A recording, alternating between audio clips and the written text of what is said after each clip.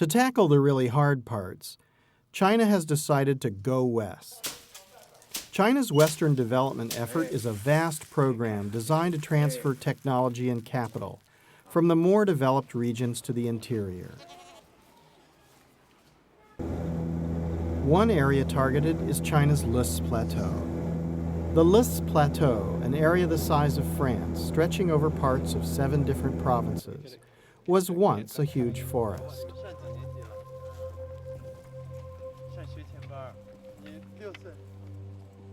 Historic annals tell of rushing rivers and wild animals. Here in the Yellow River Basin is the cradle of Chinese civilization. Guohai Wang and his wife Zhou Sanlan grew up in Gongyigai village in China's Mongolian Autonomous Region. He remembers very hard times. 过去全部我们这都是名沙了，就像拿我这住来这个地方，也是全部是沙。从7、8年，以后起初是连温饱问题也解决不了，吃不饱穿不上。 Guo and millions like him are participating in a vast experiment. Loess is a powdery sedimentary soil, dangerously vulnerable to erosion. It's so fine that it is easily absorbed into water. Thousands of years of human impact and lack of conservation measures have removed the trees and grasses, with catastrophic results.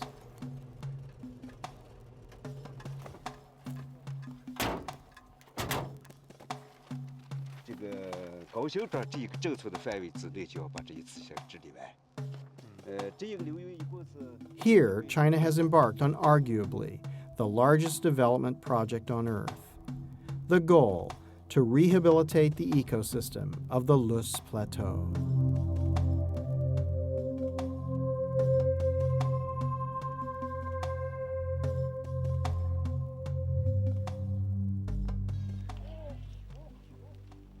In Gongyigai village, goats, and especially their valuable wool, are the main sources of income.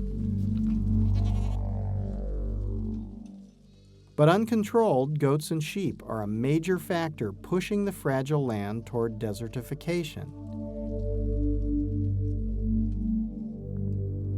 The Chinese government, with World Bank loans, has spent more than a decade and close to $500 million to begin the rehabilitation of 35,000 square kilometers along several tributary watersheds of the Yellow River.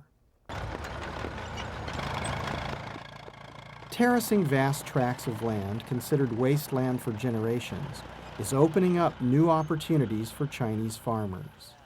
In addition, allowing farmers here to have the land use rights ensures they will maintain the terraces. Planting perennial crops like fruit trees and actively promoting grasses stops the constant uncovering of the fragile soil. Sustainable water management, as in this reservoir, stores water from seasonal rains, avoids depleting finite supplies like underground aquifers, and ensures that the water resources necessary will continue to be available as the land and the people develop. Keeping their goats in pens and feeding them with fodder stops the animals from eating the grasses down to the roots, protecting the fragile soil.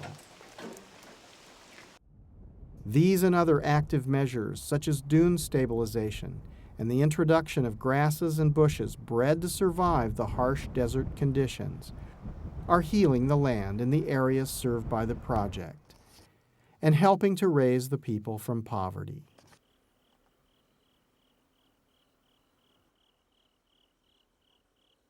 以为是咱们一生中能住这么个砖房就算可以的了，结果没有想到在这10年的又一个变化，就像这种前10年盖起的房已经又不行了，赶不上现在的时代了。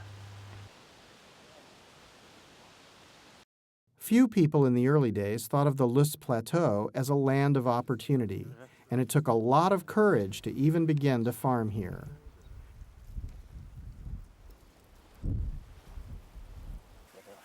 Qin Zhifu was an environmental refugee. His family came to Yaototsun in Shanxi 47 years ago, seeking higher ground as they fled the Yellow River's flooding.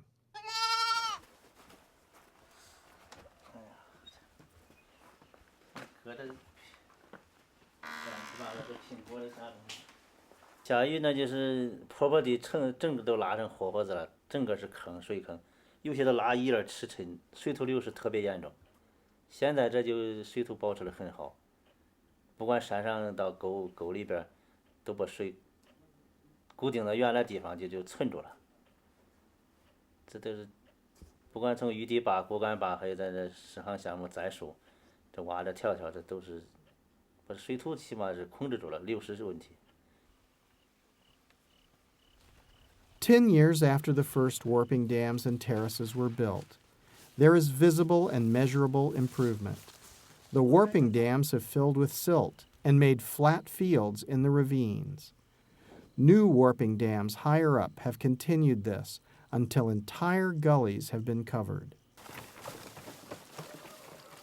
It has been proven again and again throughout history that human impact can destroy fragile ecosystems and especially disrupt the hydrological cycle.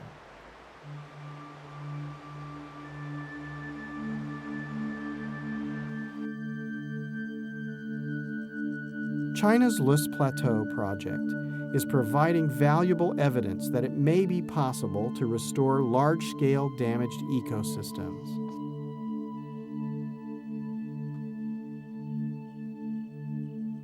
For China, with 22% of the world's population and only 7% of the world's arable land, the implications for poverty reduction of providing more fertile land are enormous.